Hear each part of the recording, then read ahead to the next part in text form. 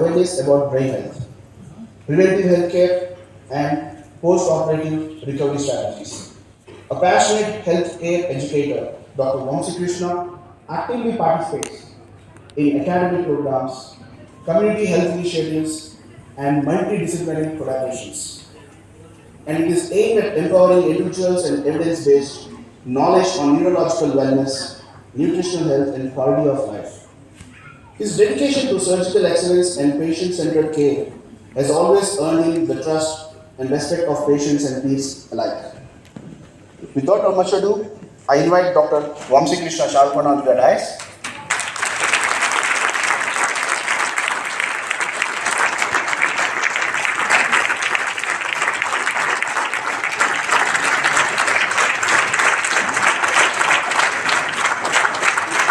This topic would be on the complementary role of doctors and wellness coaches in building a healthy society. It's a very interesting topic. Andaru vinarana vigyapti. Good morning. We'll start with a few questions. Team cricket కి అందరు cricket చూస్తున్నారా? IPL చూస్తున్నారా? ఓడిపోయింది match నిన్న Ireland తోటి. Fine. So Indian team coach ఎవరు? బాగా coaching ఇస్తున్నాడా? ఓన్లీ యంగ్ పీపుల్ బిహైండ్ వాళ్ళు మాత్రమే చెప్తున్నారు కోచ్ ఎవరు అనేసి. ఎనీవేస్, సో సపోజిట్లీ ఒక ఊరు ఉంది అనుకోండి, ఊరిలో ఒక చెరువు ఉంది, వెళ్ళి దానిలో పడుతున్నారు. పడిన తర్వాత వాడిని ఎవరో ఒకరు హాస్పిటల్కి తీసుకురావాలి, ట్రీట్మెంట్ ఇవ్వాలి, వాడిని మళ్ళీ కార్డియాక్ అరెస్ట్ అట్లాంటిది అయితే వాడిని రీసెసిటేట్ బయటికి తీసుకురావాలి. That is where doctors come in to play. So somebody is ill, వాడికి ఆరోగ్యం బాగాలేదు, ఎవరికొకరికి ఆరోగ్యం బాగాలేదు, వాడిని ఎలాగోలాగా ట్రీట్ చేసి వాడి సిస్టమ్స్ అన్ని మళ్ళీ రీస్టార్ట్ చేసి వాడిని మళ్ళీ బ్యాక్ టు ఫంక్షనల్ స్టేట్కి, వాడి హెల్త్ రికవర్ చేయడానికి డాక్టర్స్ కమ్ ఇన్. పడకుండా చూసుకునే దారి ఉందనుకోండి, ప్రాబ్లమే లేదు, డాక్టర్ రావాల్సిన అవసరమే లేదు. సో ఈ పాయింట్లో wellness coaches come in to play. Okay, so చెరువులో పడకుండా ఉండడానికి ఏం చేయాలి? ఒకవేళ పడినా సీరియస్గా ఇంజురీస్ అవ్వకుండా వాడికి ఈత నేర్పించేవాడు ఎవరో ఒకరు కావాలి. So that is where wellness coaches and nutritionist and dieticians and other people who are working as a team, they come in to role. So ఇలాగే ఇమాజిన్ చేసుకోండి. ఇప్పుడు if I ask you something else, మీ హెల్త్కి ఎవరు responsible? Who is responsible for your health? Exactly. So ఇక్కడ doctor role ఏమీ లేదు. మీకోసం ఏ డాక్టర్ వాకింగ్కి వెళ్ళడు, మీకోసం ఎవరో డాక్టర్ కూర్చొని హెల్తీ డైట్ తినరు. మీకు మీరే హెల్తీ డైట్ తినాలి, మీకు మీరే వర్కౌట్స్ చేయాలి, మీకు మీరే జంక్ ఫుడ్ తినకుండా ఉండాలి, మీకు మీరే రెగ్యులర్ హెల్త్ స్క్రీనింగ్ వెళ్తూ ఉండాలి, బ్లడ్ టెస్ట్ చేసుకుంటూ ఉండాలి. డాక్టర్ రోల్ ఏమి లేదు ఇక్కడ. మీ హెల్త్కి మీ టీమ్కి మీరే coach. So at the same time but people who are not aware of this factor, మన హెల్త్ మన చేతుల్లోనే ఉంది, నేనే రెస్పాన్సిబుల్ దానికి అని ఎప్పుడైతే రికగ్నైజ్ చేస్తామో we're half way through the journey. అక్కడికే we have won the battle already. So ఇక్కడ హెల్త్ వెల్నెస్ కోచ్కి డాక్టర్కి we're not as a competition, we're working as a team together. So team work is very important. Just like cricket టీంలో coach ఎలా ఉంటాడో, coach job is to injuries అవ్వకుండా bowling ఎలా చేయాలి, injuries అవ్వకుండా బ్యాటింగ్ ఎలా చేయాలి అనేది కోచ్ పని. At the same time for any unfortunate factor, ఏదైనా అన్ఫార్చునేట్ రీజన్ వల్ల వాళ్ళకి ఏదైనా ఇంజురీ అయిందనుకోండి, వాడిని మళ్ళీ బ్యాక్ ట్రాక్లోకి తీసుకొచ్చి మళ్ళీ అదే ఎఫిషియన్సీ తోటి బౌలింగో బ్యాటింగో చేయించడం డాక్టర్ పని.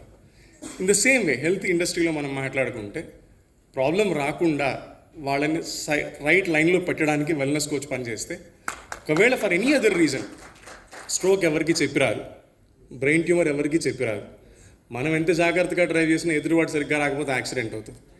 ఇలాంటి ఎక్స్ప్లెయిన్ చేయలేనివి మన చేతుల్లో లోని ఫ్యాక్టర్స్ ఏవైనా ఉంటే అప్పుడు doctors step in, we try to repair him and get him back to shape. But what are there are few factors which are in our control. మన చేతుల్లో ఉండే ఫ్యాక్టర్స్ కొన్ని ఉన్నాయి.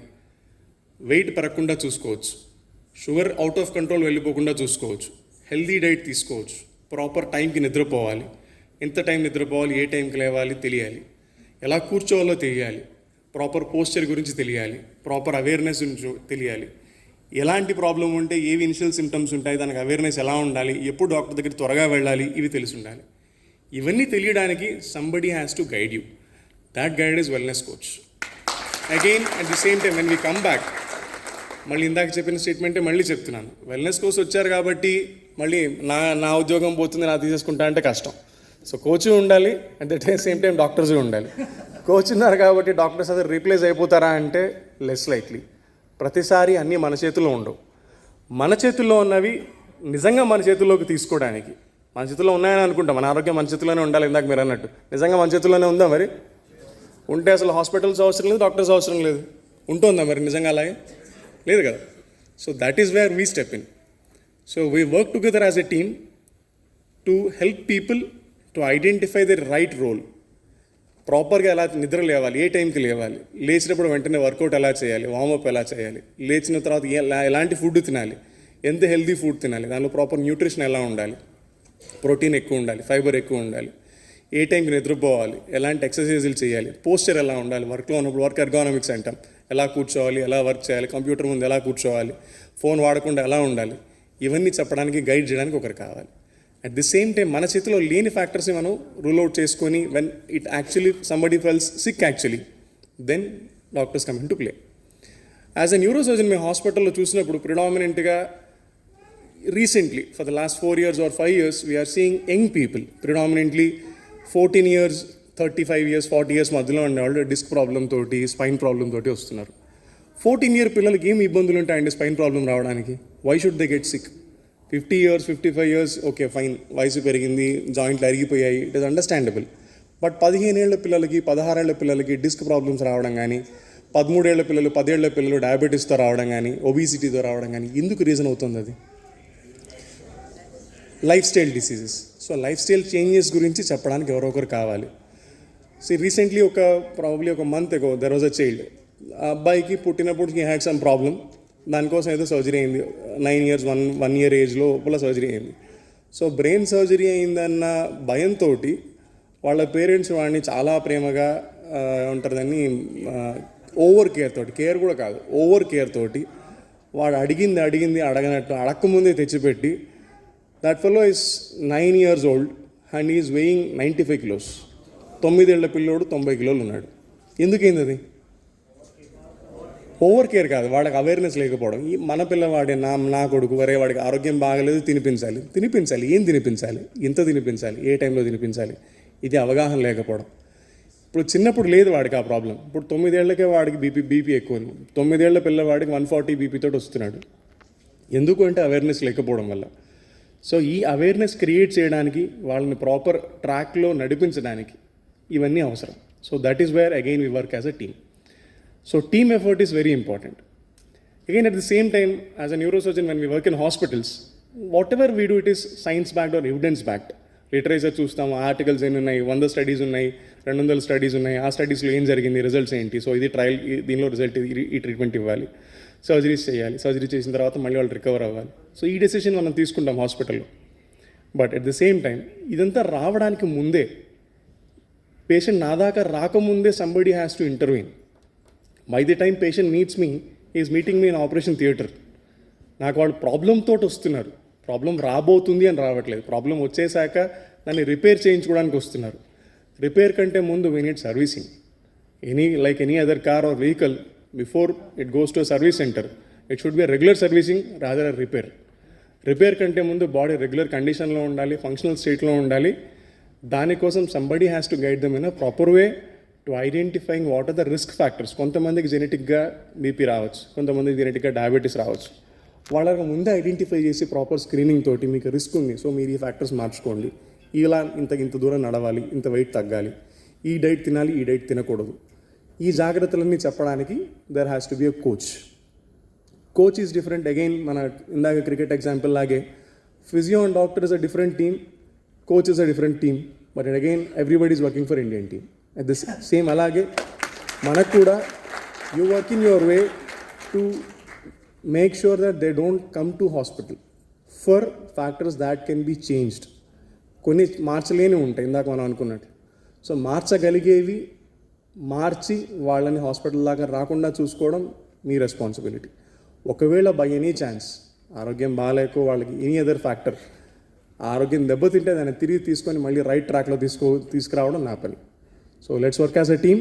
So will make a healthier society and build a stronger nation. Thank you. Okay, so sir మాటలు విన్నారు కదా, doctor గారు ఏం చెప్పారు, అర్థమైందా? సో మీకు ఎలా అర్థమైందో తెలియదు కానీ నాకు ఒకటి మాత్రం అర్థమైంది. డాక్టర్ గారు కదా, ఇంతకుముందే నాకు బయట పరిచయం అయ్యారు సార్. సో సార్ చెప్పిన 2 విషయాలు, కోఆర్డినేషన్ అండ్ కోఆపరేషన్ ఉండాలి మీకు మాకు మధ్యలో అన్నారు, గుర్తుందా? సో నేను మీకు అందరికి ఒక విషయం చెప్తానండి, as a wellness coach with the permission of Gautam sir also.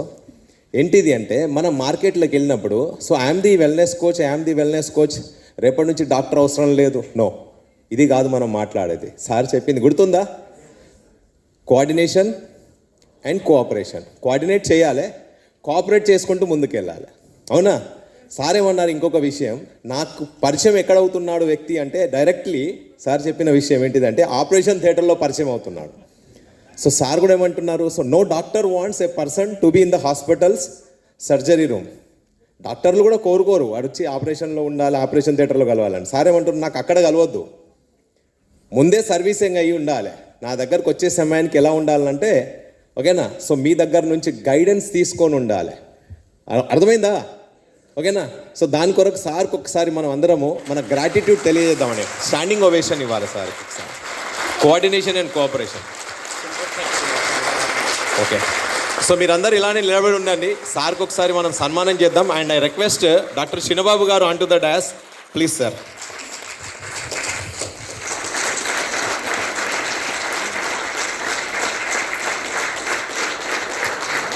Sir Gautam కొడుకులే సార్ ప్లీజ్, సార్ చెప్పండి.